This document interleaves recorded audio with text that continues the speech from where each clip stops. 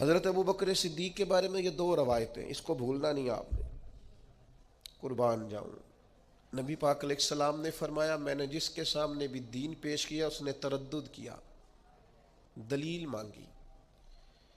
محبوب کو دلیل کی کمی تو نہیں، حضور تو خود سراپا دلیل ہے۔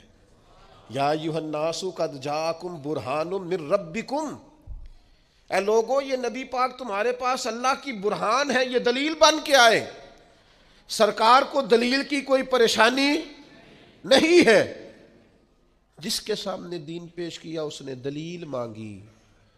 اور دوسری طرف حال یہ ہے کہ حضرت عبداللہ ابن حذافہ فرماتے ہیں سرکار کوئی معجزہ نہ بھی دکھاتے تو چہرہ ہی ایسا تھا، لوگوں نے دیکھتے جانا تھا، کلمہ پڑھتے جانا تھا۔ کریم فرماتے ہیں جس کے سامنے بھی دین پیش کیا اس نے دلیل مانگی، یہ میرے ابو بکر صدیق ہیں۔ میں نے دین پیش کیا ہے، دلیل مانگی کوئی نہیں، فوراً ہی کلمہ پڑھ کے مسلمان ہو